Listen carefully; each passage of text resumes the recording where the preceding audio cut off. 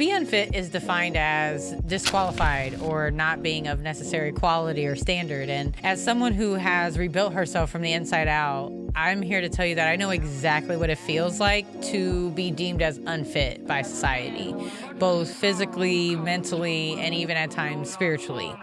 Here's the thing though. Being unfit is nothing about failure. It is about transformation.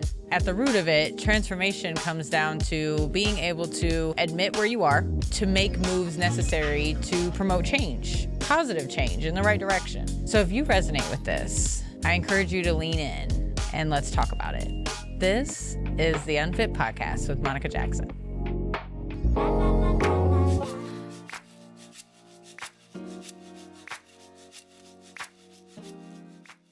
Welcome, guys, to another episode of the Unfit Podcast with Monica Jackson. I am Monica Jackson, and I just personally want to welcome you to another episode.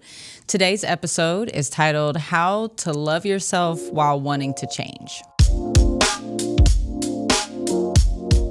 So let's be real, right? There is this dichotomy that happens where people do not understand that you can love yourself while also wanting to change. It feels almost like a contradiction, right? Like those two things don't make sense to kind of want at the same time.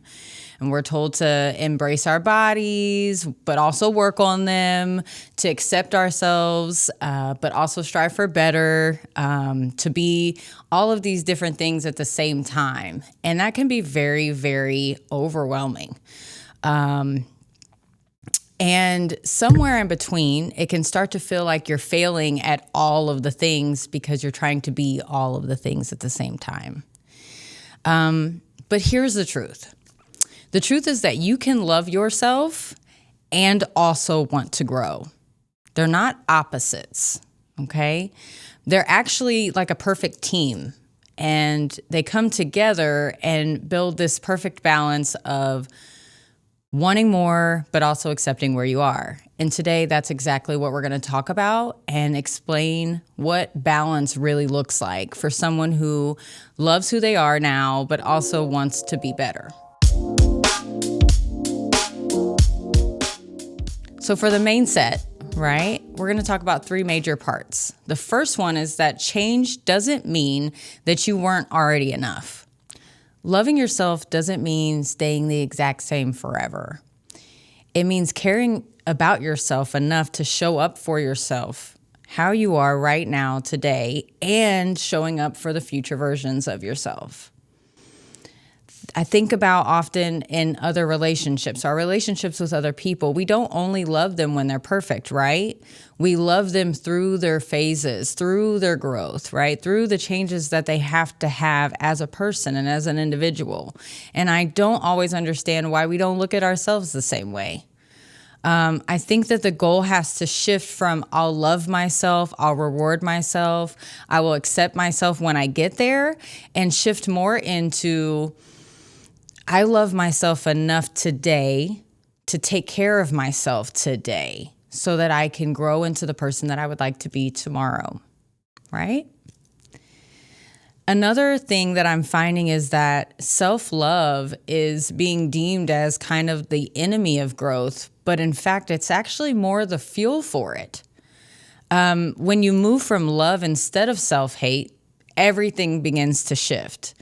Like you start looking at things differently, you start moving differently, you start asking yourself different questions. You start to nourish your body with foods that you enjoy. You start moving because it feels good, and not because you hate yourself or because you feel like you need to be a certain size or you need to eat a certain food.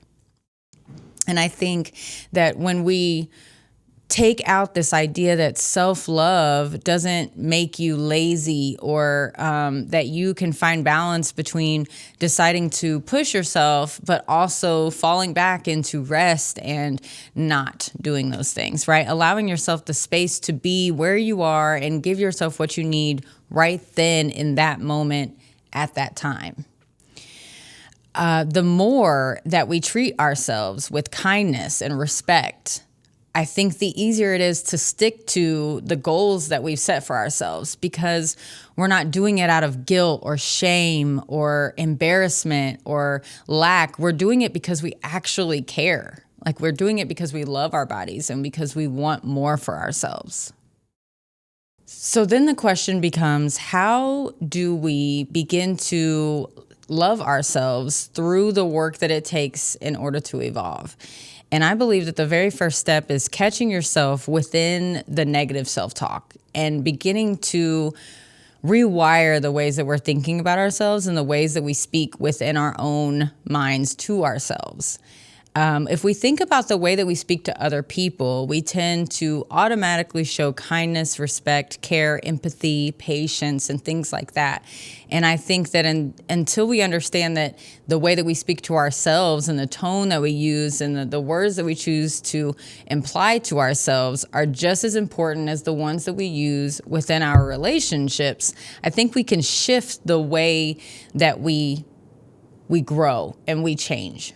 So for me as a coach, I often will tell my clients that, if they are upset within the gym or if they're feeling some type of way, oftentimes the other people within the room are automatically going to show them empathy and kindness and respect and encouragement, right?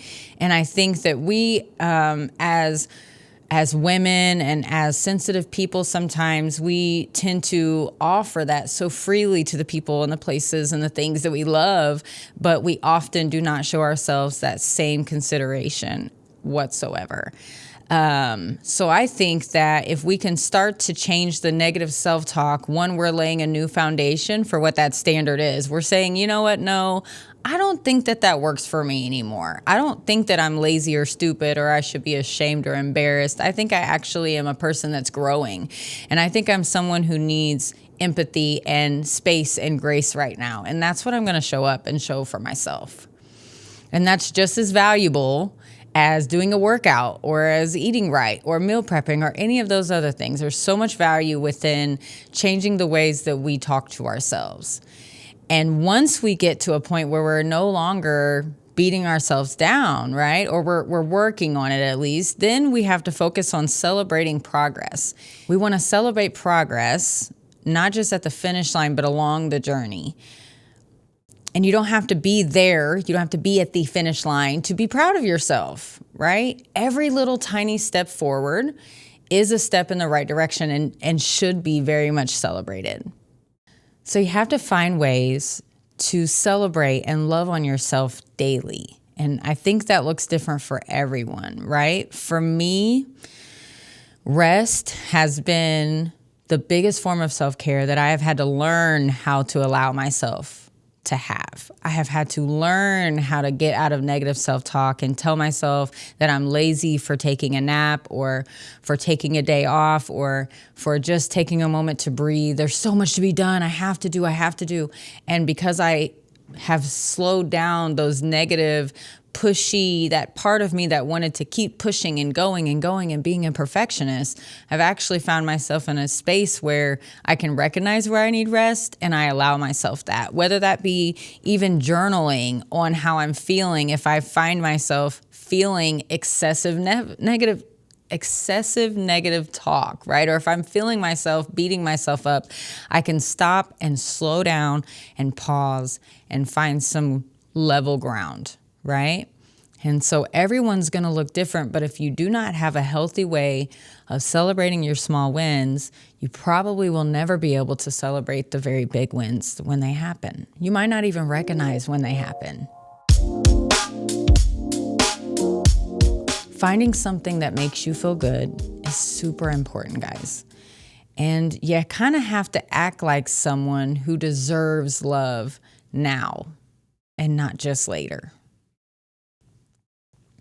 So what I want you to do for us to kind of take a moment to ground ourselves within that is I would like you to place both hands on your heart, and I want you to close your eyes, and I want you to take a few deep breaths, and I want you to think about these words that I'm about to say, okay? I am worthy of love and growth. I am enough just as I am, and I am allowed to evolve. I want to leave you with this. You are not a project to be fixed or completed. You are a person that is to be cared for. And when you care for yourself better and better over time and with practice, the world will start to show up for you differently as well. Change is beautiful and growth is so powerful. And we all deserve that, right? And through all phases of who you are and where your body is or isn't, you are already very much worthy of love for yourself and from others. So I leave you with your affirmation for today, which is, I love who I am, and I also love who I am becoming. So loving yourself isn't about staying the same. It is simply about showing up for yourself every single step of the way.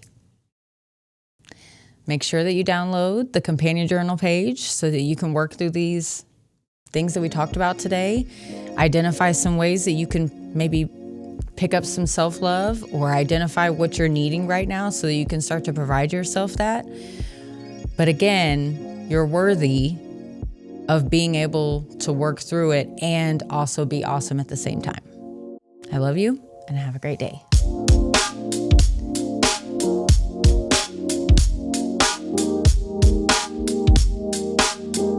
And that's it for this episode of the Unfit Podcast with Monica Jackson.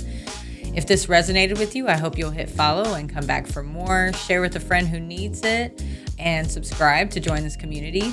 And don't forget to download your free Unfit Podcast Companion Journal. It's filled with everything you need to turn inspiration into action. And until next time, take care of you.